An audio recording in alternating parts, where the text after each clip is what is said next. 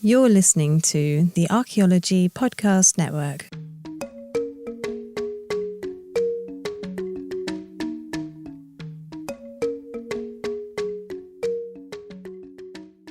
Welcome to episode 54 of A Life in Ruins podcast, where we investigate the careers of those living a life in ruins. I am your host, Carlton Gover, and I am joined by my co-hosts, Connor Johnnon and David Howe. In this episode, we are chatting with Dr. Spencer Pelton, the Wyoming State Archaeologist and friend of the podcast.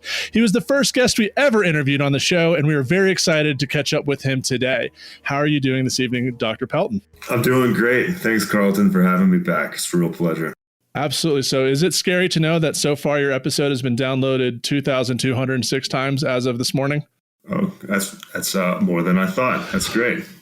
Yeah, it's consistently downloaded every month. What's the demographic? You get like age, region, or is it just a bunch of undergrads that are forced to watch it for some reason? Mostly forced, we imagine. I know Dr. Kelly's episode has been a frequent class assignment for several of our colleagues at this point. I think you were definitely in the lead for a long time, and Dr. Kelly has eclipsed basically everyone on the podcast to no surprise at this point. But with that, since we last had you on, you're working, was for the BLM, correct? No, I was working for the private sector last I was on here. So I was working for, Transcon Environmental. Transcon, yeah. And now you're the Wyoming archaeologist. How does that feel? I love it, man. It's my dream job. It was thrilled to get it. I didn't think it would come up, but it did, and so I figured I had to pounce on it, and it worked out. Yeah, I love it. It's I saw you had in USA Today. It was like news for Wyoming, and the most news Wyoming had was that it named another state archaeologist. Yeah, USA Today has that feature where they have like someone wrestled a bear in Idaho last week, and somebody like noodled the biggest catfish in Georgia, and that I was the news blurb from Wyoming that week. So. Yeah, it was a pretty slow week, I'm imagining. But yeah, it was a good thrill. I got, all the old ladies from the church I grew up in, saw it there. It's kind of neat. Nice. I was getting physical newspaper clippings in the mail, like the good old days. Dope. It's probably exciting not to hear about budget crises and that they're actually hiring people in Wyoming. So that was probably a good change of pace there. Yeah, it was good. I mean, they have to have a state archaeologist, so it's job security. That's the good thing about it.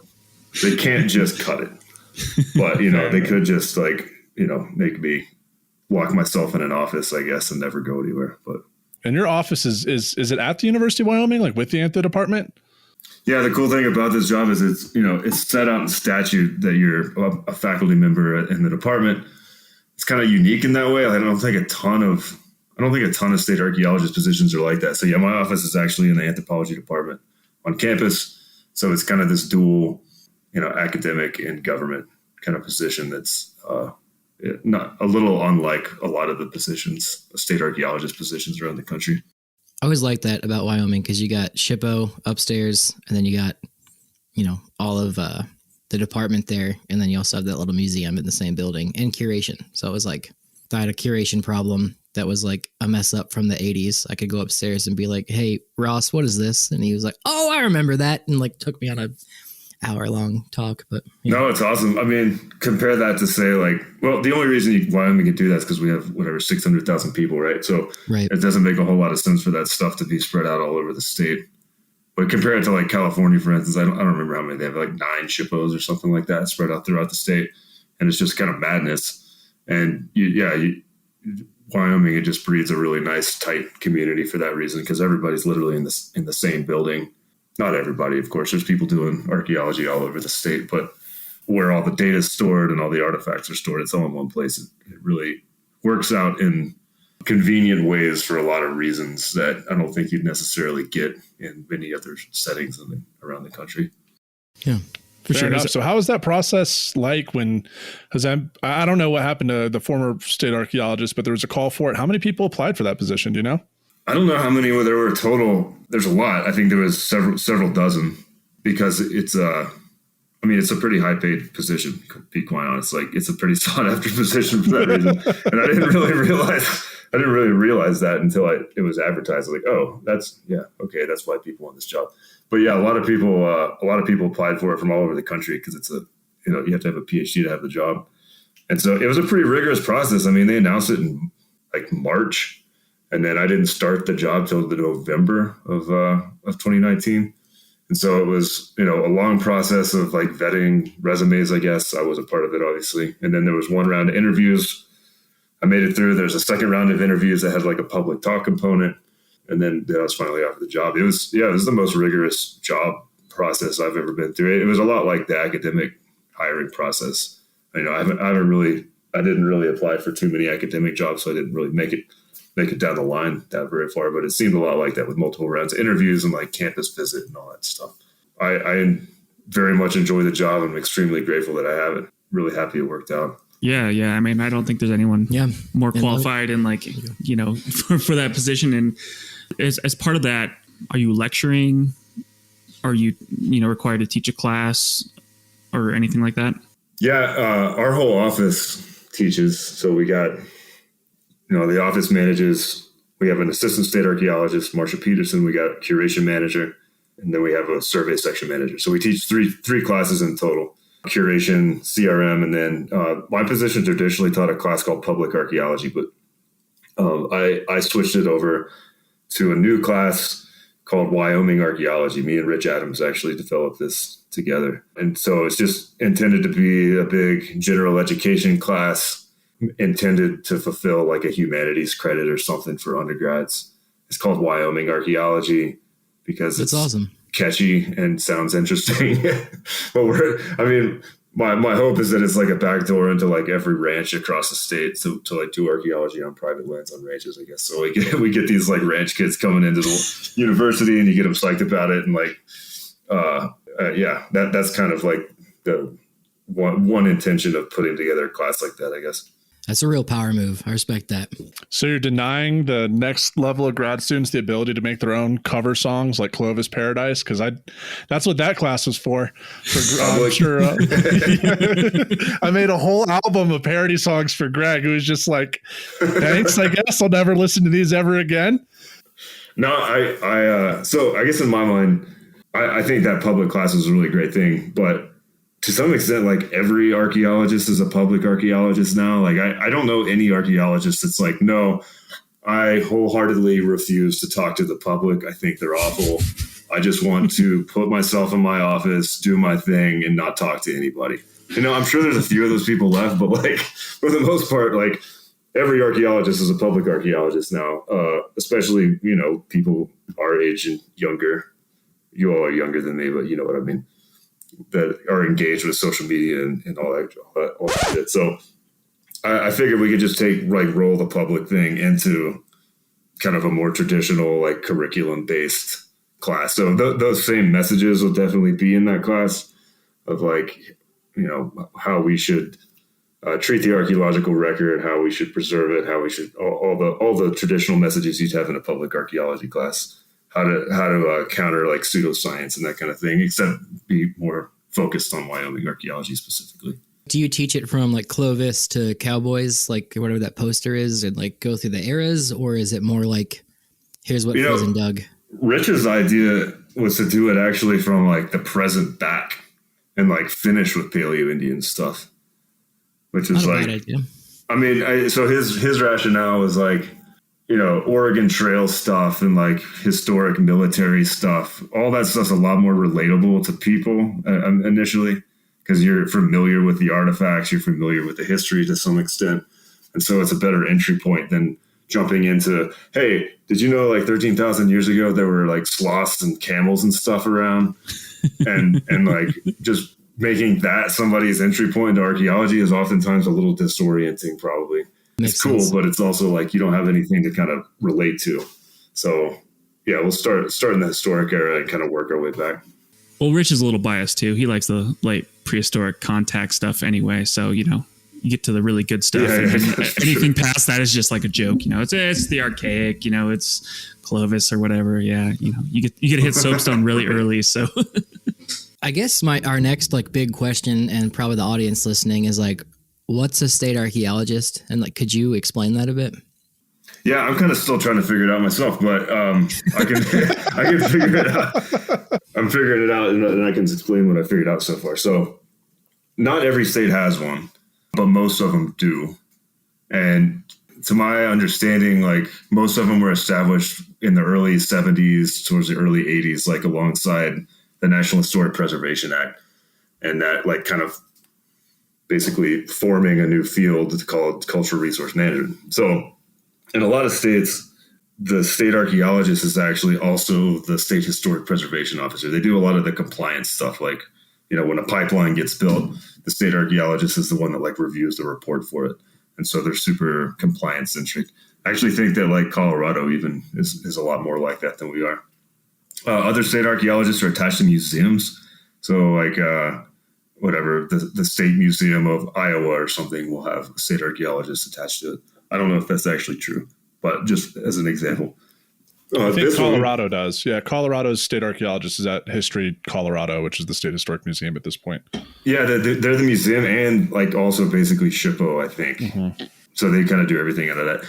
This position, which is awesome, is very much like a research, public outreach, education position.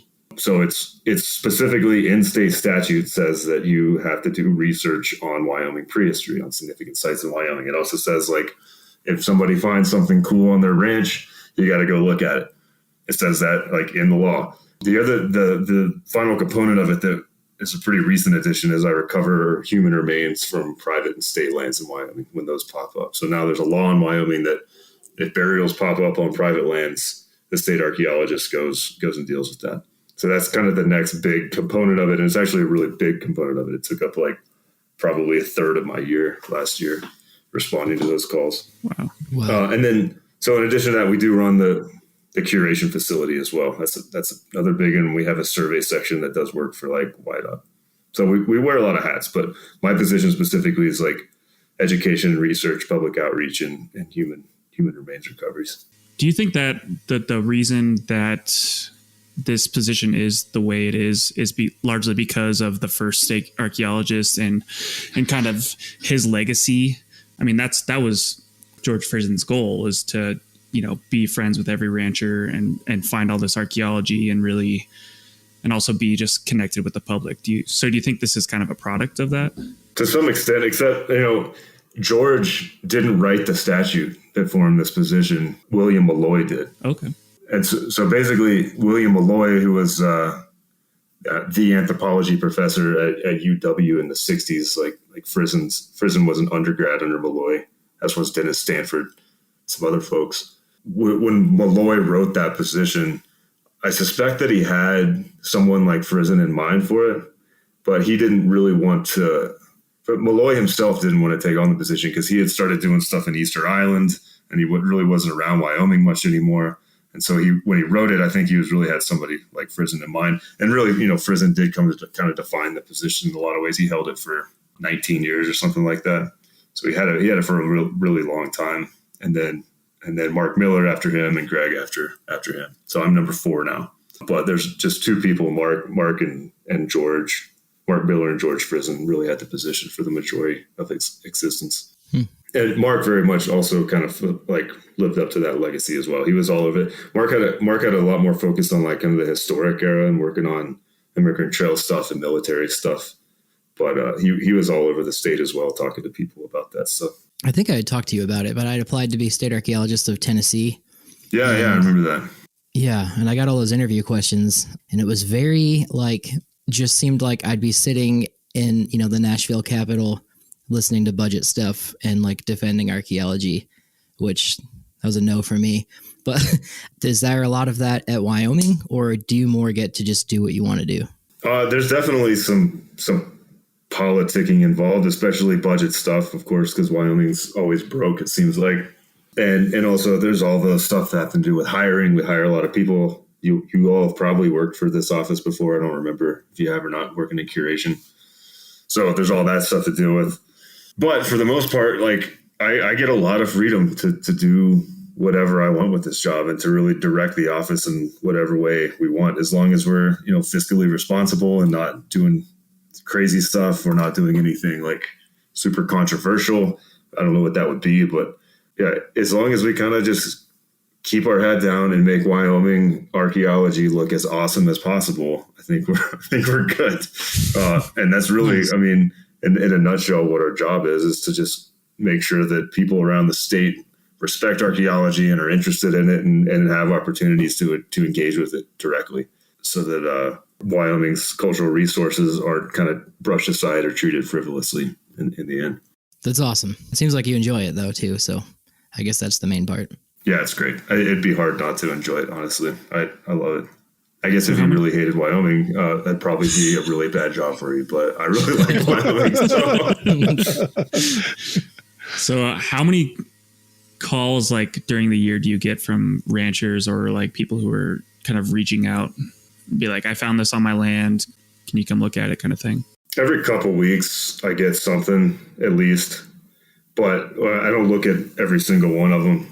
Like, for instance, I don't look at the ones that claim like the medicine wheel is in an astrological alignment with Chaco Canyon and the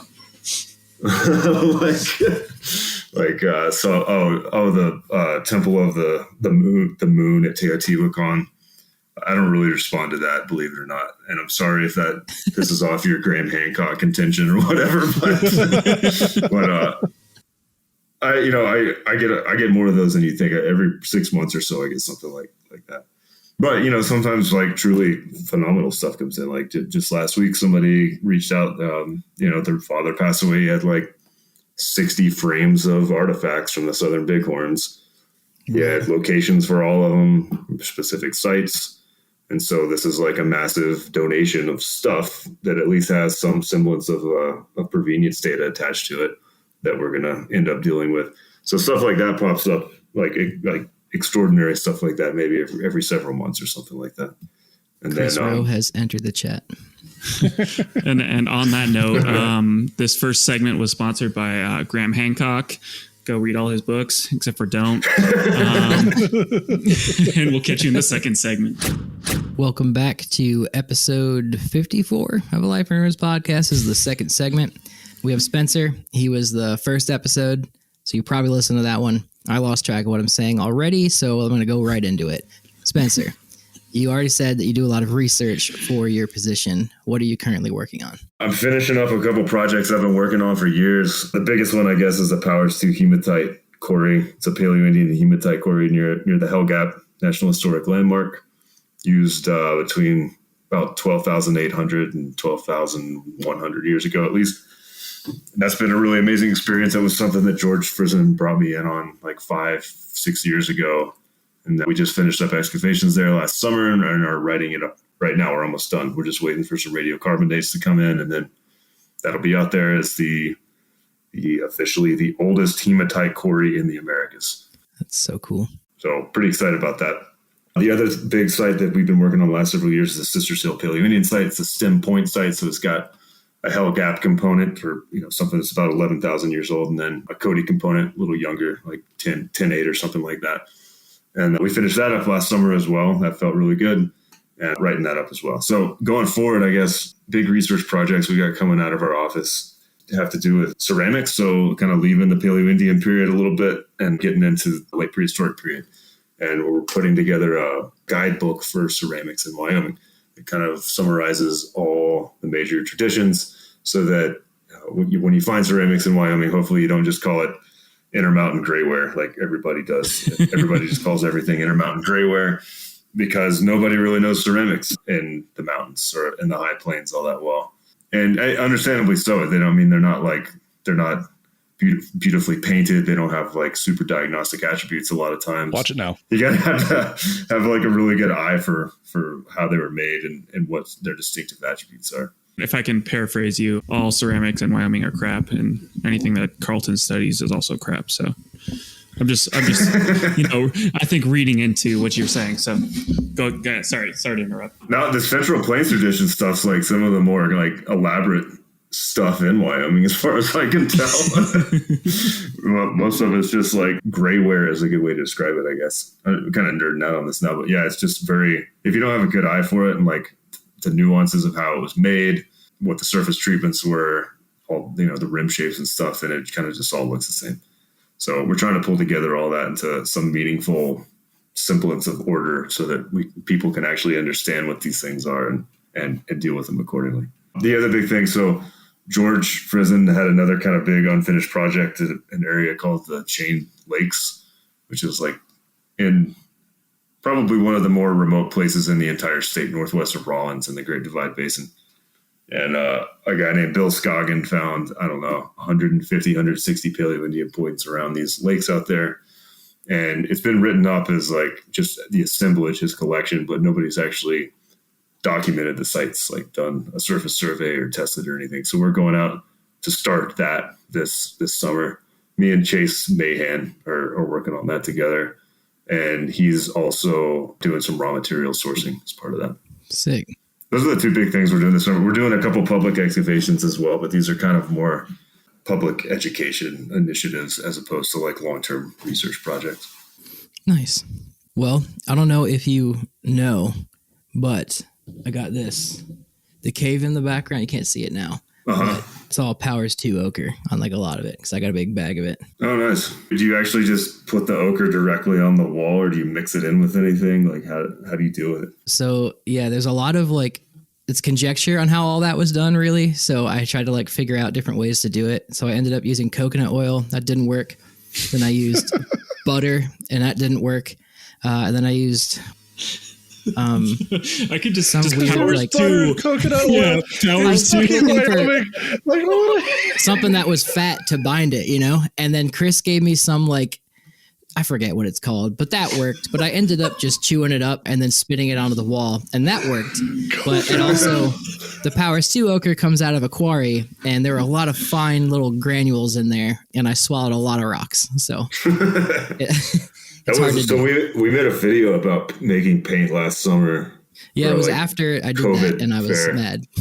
I think she used like Crisco or something. I can't remember what she used, but you know, Crisco, that's just animal fat, right? So yeah, I mean, butter makes sense. It's like coconut oil. It's like vegan paint. Yeah. Yeah, I guess so. Didn't work, but maybe I just didn't do it right. And then also to like blow the hand spray, I assume they used like shells or a turtle shell because they didn't have pottery yet. So I got a turtle shell and then used like a little straw. That didn't work either. So I'll get back to you guys when I get the experimental archaeology down. Yeah, the paint thing's an interesting topic. Like, so now we got 4 hematite quarries now in the Americas. There had to have been more of them though, but like a lot of these quarries are probably associated with iron mines and copper mines, and so they probably all got destroyed. Like, it'd be really, really easy to destroy every hematite, every prehistoric hematite quarry in the entirety of the Americas because iron was such a sought after mineral. But luckily we have 4 preserved, one of which is underwater. So that's the only reason it probably survived on the Yucatan Peninsula. And the other ones are also, I mean, they're associated with modern mines as well. So have you guys found out or like studied any like how they actually processed the hematite at Powers 2 or at any of these other sites? No, I mean, the cool thing with that ochre is like, so if you're painting yourself, you don't really have to process it at all. I mean, all you have to do is chunk it out of the ground and rub it on yourself. I mean, you don't really have to do anything more to it than that. And when we actually, you know, this last summer, we actually finished the block and got down to bedrock and found the quarry pit, like the actual mine. And it's this low spot that you could see at the surface. Have you all been out there? I can't remember if you all been out there or not. Yeah. Yep. But you remember how there's like that, there's kind of like a ditch at the surface that we were digging through. So that ditch is the quarry. And in the bottom of that ditch, there's actually depressions that have been excavated into the bedrock, into this soft silver hematite, where people were chipping that stuff out of bedrock using antlers and ribs primarily. So once you actually chip it out of the bedrock, it's this like silver, kind of greasy silver material. It's wild stuff. And so it's silver, but it paints red. So it's like literally magic. It's like, so that's what that definition is. of magic. It's literally magic. It really is. I remember when I visited, the first thing I thought was, wow, these guys should be wearing masks or respirators because these guys are all getting the lung cancer 20 years from now. And the second thing was, can you source hematite? Yeah, I mean, we think we can. We source the Laprelle mammoths kill hematite to there. Basically, the Laprelle mammoth kill is like 80 kilometers from this site. And it's a Clovis site that has a ton of ochre in it. And we used inductively coupled plasma mass spectrometry to source that. That was really headed up by Sandra Zarzichka. And so the way you do it, you take a sample from the source, you take a sample from another source, ideally another source and another source, and then you compare those sources to what's at your site. We only did 2 natural sources, but of those 2, the ochre from the Laprelle site was like much more similar to the stuff from Powers 2 on the basis of trace element signatures. Yeah. And trace elements are like, tiny amounts. So you can't use XRF, you can't use X-ray fluorescence because it doesn't really get the trace elements. It gets the minor elements, but not like those tiny, like parts per billion quantities that you're looking for between different hematites. The thing I should say though is hematite from iron sources is like much different than hematite you might find like in oxidized sandstones or like in a very, very old soil where it's become like a redoxified soil. And so I think in general, hematite from iron mines just has a very different qualitative attributes, but also like very different chemical attributes than other sorts of hematite because it forms in a fundamentally different environment. It's forming in Precambrian geologic environments, which are like 1 billion years old, as opposed to like stuff that formed during the Mesozoic or Cenozoic that are only a couple 100 million years old. So for that reason, the trace elements are super distinct in all that Precambrian stuff. Yeah, the reason why I ask is that we find in CPT, Lower Loop, and like historic Pawnee sites, like we find a lot of hematite, but we also get a lot of the raw material in central Nebraska is Hartville uplift that is coming in from like western Nebraska, eastern Wyoming. So I've always been curious, the ochre that we find in a lot of these contexts, is it also coming from Powers because that's in the Hartville uplift, and that's where I know a lot of these folks were going to get the raw material. No, that's super interesting. I didn't know that. You should totally source it. I mean, I would guess, yes, it probably is. But there's a great anecdote actually from a newspaper. I think it's from the Guernsey newspaper in like 1910. And it describes opening up one of these other mines in the area, another iron mine. And it describes this cavern that they found full of Native American artifacts like pots and digging tools. And you could see scratches on the walls from mining. And it was totally a late prehistoric, probably being used up to contact like hematite quarry that was destroyed by this iron mine. But there was a pretty good detailed account about it. And it was actually like a depression in the ground that had been chipped out from quarrying hematite out of it. So we should expect to find this stuff everywhere. I mean, there was probably hematite quarries all through that iron mining district, all throughout prehistory. We just lucked into the oldest one there. It really probably the only one that's preserved as far as we know. You should totally source it though. That'd be a fun project. I have enough money to spend on radiocarbon dates, but when I get my PhD, I'll get back in contact. Cool. We'll swap some paint and some coconut oil. Don't knock it. It's nature's nature's oil. Carlton had a question about Spanish diggings. Yeah, how to get its name. I was out in central Nebraska last week, and I was hanging out with a bunch of ranchers on the property, and they were like talking about Spanish diggings and ochre, and they actually mentioned George Frison, and I had to tell them the unfortunate news, but they were asking me like, how did they get the name Spanish diggings? And I was like, that's an excellent question. I'll get back to you with an answer next week, because I know a guy who I'm talking to pretty soon who knows why it was named that. Yeah, my understanding was, the first people that were in that region came upon these massive pits and places where like entire cliff sides had been broken down and collapsed into these big piles of shipping debris, as well as thousands of bifaces and all this kind of crazy stuff. And they assumed that the Spanish had done that the Spanish had, like Spanish explorers, when that was still, very close to Mexico, basically, had come up through that region and created those pits looking for gold or minerals. So they didn't think that quarrying of the scale that you see at Spanish diggings would have been possible by Native Americans digging with antlers and rocks and stuff.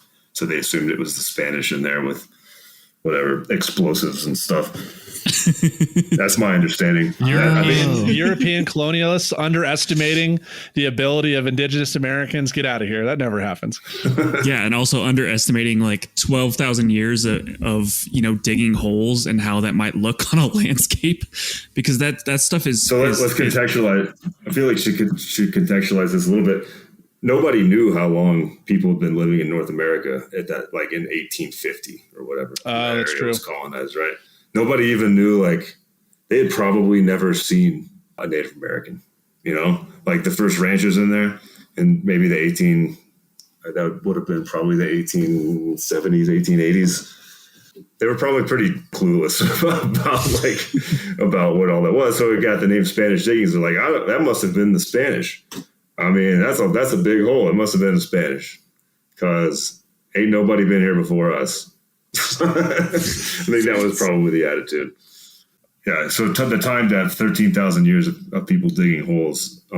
You can dig a lot of holes, even with antlers and everything. And you can move a lot of rock. And yeah, I've actually never been out there. Have you? No. I've recently got a connection to get out there, which I'm going to pursue aggressively, because I hear it's amazing. There's also crazy stuff out there. Like there's that like big 150 foot long effigy of like the dude with the arms up like this. It's out there. Just really wild stuff. It's like truly unique to Wyoming. Yeah, and I've worked on the periphery of like what you would call Spanish diggings, or like generally on the Hartville uplift, but it's just it's an insane landscape, and to try to like process it data wise is just insane. It's just like everywhere you step, every outcrop or anything like that, people are digging and looking for stuff. Yeah, it hurts my brain. So I'd be really interesting to see how you feel. I mean, I certainly don't want to excavate a quartzite quarry myself. I don't think I'm going to be doing that. My strategy in excavations going forward is basically like accumulate as few artifacts as possible and still get good information out of it, because dealing with artifacts is a huge issue, just curating them and writing them up. So the fewer artifacts you can pull out of the ground and get and answer your questions, the better. And really chert quarries and quartzite quarries is like the exact opposite of what I really want to be excavating, I think, at this point. It's a ton of artifacts to answer the question. Yeah, they were quarrying quartzite and chert here. So I dug quite a bit of quartzite out of test pits for 2 summers, and it's very hard material, and it's like weirdly like dull, but not a bit also jagged at the same time. Like whatever that Hartville chert is, I think it's Spanish diggings quartzite, or like the quartzite that's out there. It's like yellow, brownish, kind of like a tan color.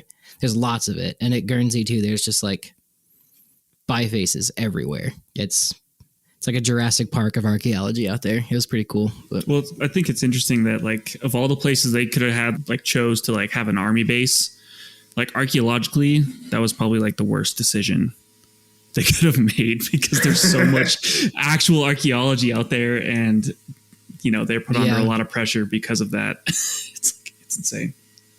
Yeah, I mean, I'm not sure if the Hartville uplift is like magical in that a lot of people live there. I think a lot of people did live there. Like I suspect that the Hartville uplift was truly like a very attractive place throughout history. But also there's just tons and tons of rock to nap, and you can't ask for like a worse like CRM situation, honestly. Like, just like putting like a heavily trafficked place right on top of really good raw material outcrops. It's crazy. They should have done it like it's a good place without raw material in Wyoming. It's probably like the middle of the Great Divide Basin. Actually, there's like not much rock out there. They should have done it there.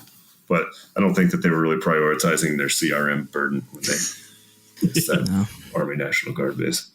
Yeah, they're not the most coordinated group of people. You'd think they would be, but sorry, government, if you're listening. Anyway, on that note, let's end this segment, and Connor will bring us into segment 3. Welcome back to episode 54 of A Life in Ruins podcast. We're talking with Dr. Spencer Pelton, who is our first guest and has had enough time to recover from the initial shock of being interviewed by us, because it's a wild time, and it's decided to grace us again here right now. And we wanted to at least like bring in this last segment to talk a little bit about Dr. George Frison. So he passed away late last year, kind of, I don't remember the exact date. We have a message that came out on September 12th about what he meant to Wyoming archaeology, and kind of memorializing him as a really important figure in Wyoming and in at least my life, in terms of like, I've always idolized him and things like that. And at the same point, 2 days later, we dropped an announcement saying that we weren't going to say any cuss words. So, take that for what it is. I think George Frison might have made us like sober up and realize that we shouldn't cuss as much. He did a lot of good in this world, and he made us, he got us to cuss a lot less. But we wanted to talk about kind of his career and what he really means to Wyoming archaeology. So, Spencer, how does it feel to like kind of sit in the same kind of seat that George was in at some point? Oh, it's a huge honor. Yeah, I guess I'll address that from a couple angles. The first from like a professional significance, and then also his personal significance to people in Wyoming. So professionally, his influence extended well beyond Wyoming, although he was very much associated almost solely with Wyoming. I mean, he didn't really do much work outside of the state. He did a little bit of stuff in Montana, had some commentary on some stuff in Colorado, went and jabbed a few elephants in Africa. But really, like, his corpus was all about Wyoming, but he took this state and made it relevant to a global archaeological audience in a super impactful and real way. I mean, he's known all over the world for really a couple main things. I think mainly his lasting legacy has been his work on bones. He really is underappreciated as a pioneer of zooarchaeology and of the techniques that we use to excavate and analyze bone beds.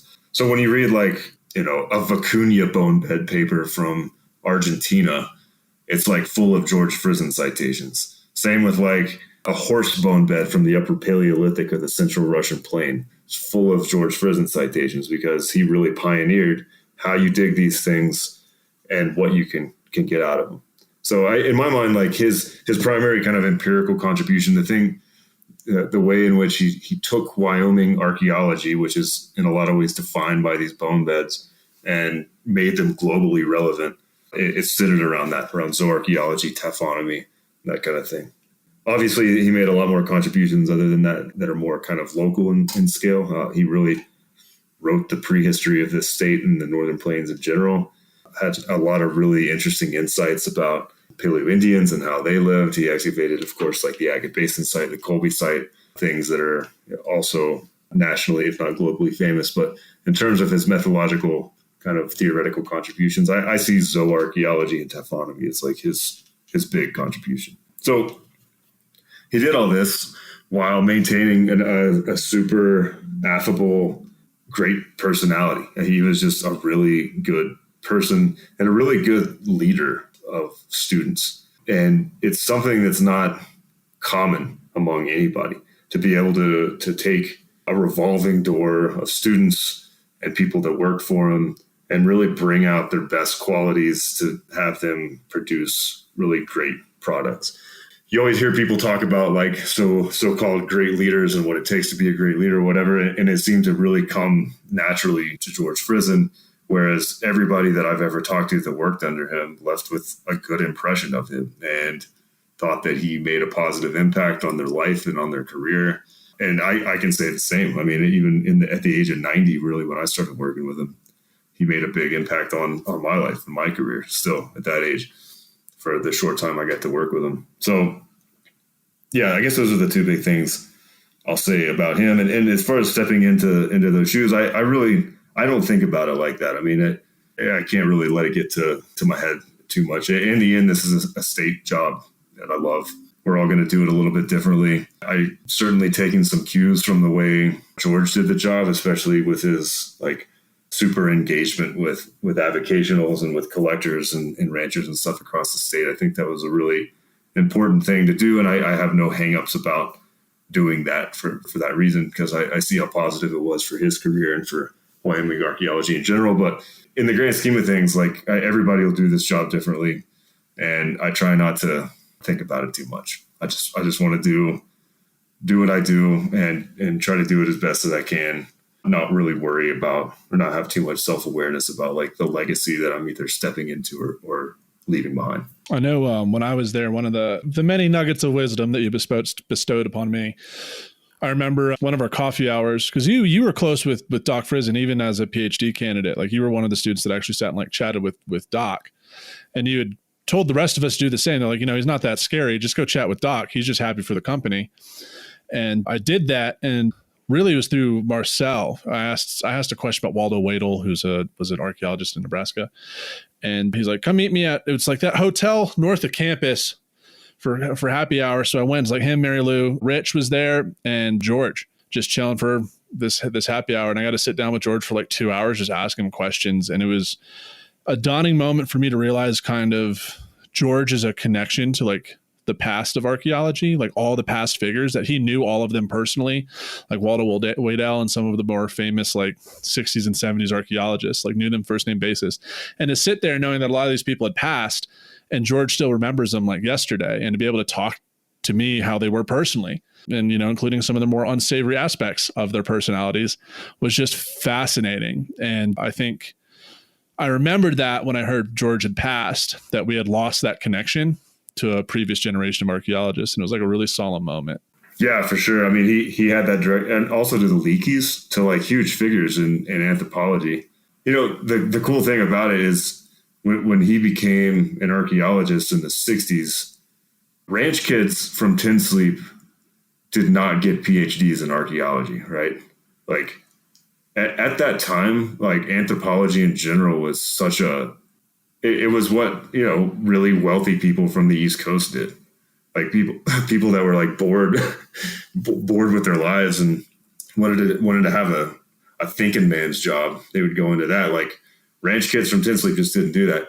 And out of that 60s class at UW, we had both Dennis Stanford and George, both of which kind of came from these backgrounds. And on top of that, Douglas Owsley as well. I would throw him in there. He's from Lusk, Wyoming as well. I forgot about that. Yeah. And it was just something was happening in the department there. I really think it was William Malloy that really made the difference. He just inspired these people to be like, look, it doesn't matter where you come from. You can do whatever you want with your life.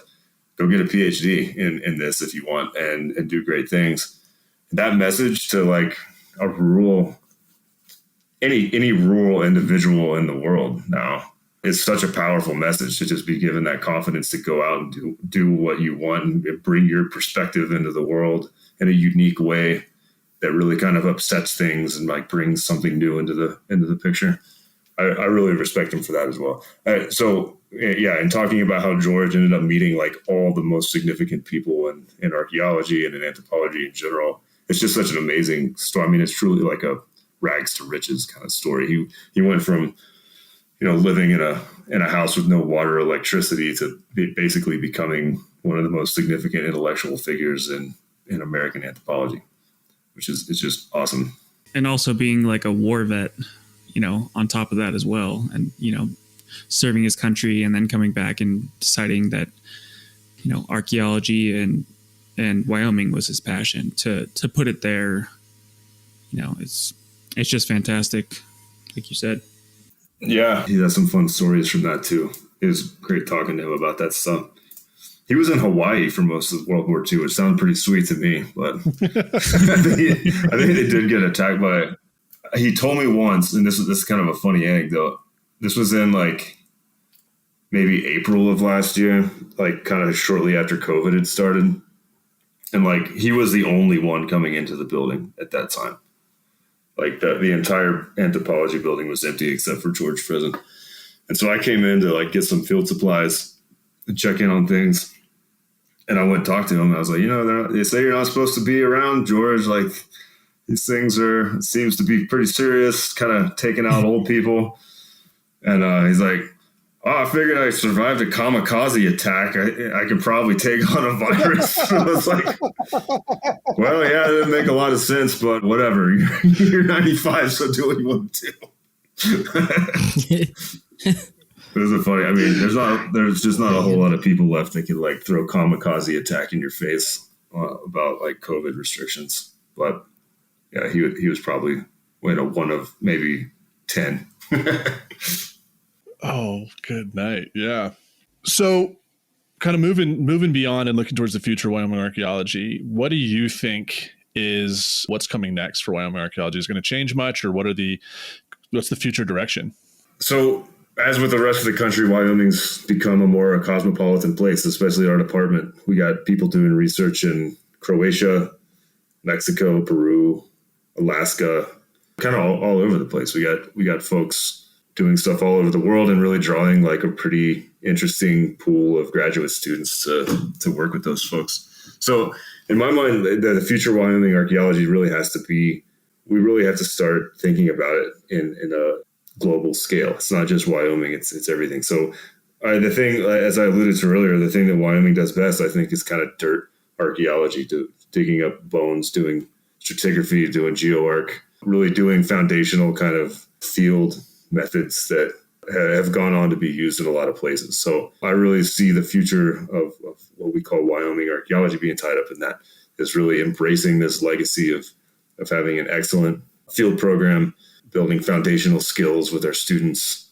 and taking students that are working in other places in the world and instilling that in them so they can export some of these things to other places in the world and start really building up, foundational skills of young archaeologists all over the place, all over the world, so that we all do a better job at what we do, basically, in the end. That's how I see it, at least. You had mentioned earlier today that, everyone's kind of a public archaeologist now, and I agree. Like, we all do stuff in some regard like that, but with Frison and, Stanford and stuff, everyone going through there, like, there's something, either it's like the demeanor of Wyoming, or it's just like the attitude, everyone's like so friendly, I guess, is like, it teaches you to like cooperate with people well. And I definitely learned at Wyoming, like, how to communicate with people. Like, before that, I wasn't great about it. And like, especially like, taking notes on how Bob presents and Todd presents and stuff. Like, I learned a lot from that. And I think that probably comes from Frison as well. So like, to wrap that into like the future of archaeology, I think Wyoming is a great school for that. And it's like probably due to the state, I would think, or at least Laramie in some way. Yeah. And I just want to add like that communication with just regular folks, ranch folks who, have encountered archaeology, may have collected archaeology and things like that, is something I really got out of Wyoming. And I think, needs to be acknowledged more in the future. I know Jason LaBelle is doing, a fantastic job of this right now, and just really engaging with people who are collecting artifacts. And, I think that's one of the things I really got out of Wyoming, is that you need to really engage and talk to these folks who are collecting artifacts. And that's how we move forward, because, we're losing sites every single day. Yeah, I think what it comes down to is just like maintaining the absence of pretension about all this stuff. Like, in the end, like, people are interested in this stuff simply because it's cool and they're curious. Like, nobody goes out and picks up an arrowhead illegally because like they want to inflict harm on empirical knowledge. They do it because arrowheads are really cool and they're interested in it. And that really the important thing in all this, and the thing I think Doc Frison inspired in a lot of people, is like, don't discount these people's ideas about this stuff, and don't look down on them about those ideas. Don't shame them for some of the actions they've taken. That really doesn't get you anywhere. If you develop this kind of pretension about your knowledge and your ethics or whatever surrounding anthropology in general, this is probably a good lesson for the field of anthropology right now, actually, but I won't go into that. Then you're just going to piss everybody off, and you're going to become irrelevant, and nobody's going to like you. Nobody was going to want to give you money. Nobody's going to want to have anything to do with you because you're acting like an asshole. So the best way to really promote anything that you love is to maintain a lack of pretension about it, engage people earnestly and honestly. Don't cheat anybody. Listen when people talk to you. Just all these just basic decency that maybe Wyoming promotes it because you really can't afford to burn that many bridges because it's such a small state. It's going to inevitably come back to bite you in the ass. Whatever it is, Doc certainly had it, and I think a lot of us have benefited from seeing that in action. That's a really astute point. Yeah, I like that. It's a good way to end this. Before we end the show, Dr. Pelton, what are a couple sources, books, articles, videos, whatever, that you would recommend for anyone interested in Wyoming archaeology or becoming a state archaeologist? So, yeah, we started doing some more public stuff last year during COVID because we usually do an archaeology fair in person. We did this virtual archaeology fair, and we still have all that stuff posted on our YouTube page. So if you just Google Wyoming State Archaeologist on YouTube, we got a bunch of videos about how excavations are done, about rock art, about making paint, about making cordage, some kind of a combination of educational and hands-on stuff. That's a good resource that our office put together if you want an entry point into this stuff. Follow us on social media. We actually have a lot of educational content on that. We usually put up something at least once a week. Right now, for instance, we're working on a buffalo jump collection called the 4 Buffalo Jump. And every week we're putting together a small educational post about some of the bison bones from that site. Yeah, those are the two big things. If you Google Wyoming State Archaeologist, a lot of stuff comes up. Just do that. Everybody knows how to do this by this point. I don't actually know our handles for any of this stuff, but it's easy enough to find. UWIO Anthropology, I think, is one of them, right? And then AUSA, is that still the one? Yeah, and then we also have the University of Wyoming Archaeological Repository maintains a pretty active presence as well. So we run that facility, and that's on Facebook. We also have an Instagram, but I never use it. I might use it this summer more, but I should probably do better about that. Need to hire one of you young millennials to do it for me. Hire David. He's the magician with that stuff. Aren't you a millennial too? You're only 3 years older than me. I'm an elder millennial. Elder. Well, yeah, let us know. Or anyone listening, if you want a job, hit up Spencer. Or don't. He might not want that. I'm offering a job, but it doesn't exist yet. On other news, though, we now have a store on Redbubble. If you go to redbubble.com/people/alifeinruins, you can get stickers. You can get shirts. You can get Carlton on a sticker and Connor on your shirt. We all know everyone's going to buy Connor's sticker anyway. So just go on there, check it out. And yeah, you can follow us on social media. Please, again, give us a review because that's how Apple recognizes you as a legitimate podcast. And we have 4 reviews. So give us some more of those. Yeah. Thanks once again, Spencer. Dr. Pelton, as future Dr. Gover would say. Because this is A Life in Ruins, we have to ask the question. You probably answered this before, but would you still choose to live a life in ruins and become a state archaeologist and just be good at pretty much everything? Oh, for sure. I love this job. This is my dream job. I wake up every day loving my job. I don't think, yeah, that's unambiguous. I'm going to be one of those people that they're going to have to kick out. So that's good, man. I think that's pretty rare. So we're happy for you. Yeah. Yeah. Cool. And with that, we just interviewed Dr. Spencer Pelton. You can find him at apparently Google, since he doesn't know his own handles. Just Google Dr. Spencer Pelton, University of Wyoming, Wyoming State Archaeologist. That's where you'll find him. So he's the only one, only one office for good. So with that, we're out.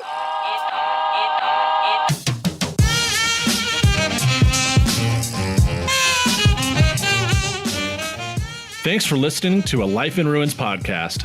You can follow us on Instagram and Facebook at A Life in Ruins Podcast, and you can also email us at alifeinruinspodcast@gmail.com. And remember, make sure to bring your archaeologists in from the cold and feed them beer. So, gents, what's an astronaut's favorite part of the computer? I don't know, Connor. The space bar.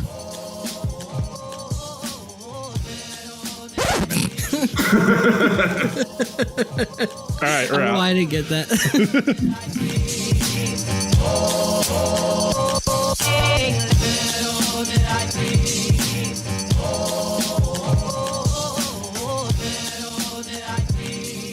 This episode was produced by Chris Webster from his RV Traveling America, Tristan Boyle in Scotland, and the Archaeology Podcast Network, and was edited by Rachel Roden. This has been a presentation of the Archaeology Podcast Network. Visit us on the web for show notes and other podcasts at www.archpodnet.com. Contact us at chris@archaeologypodcastnetwork.com.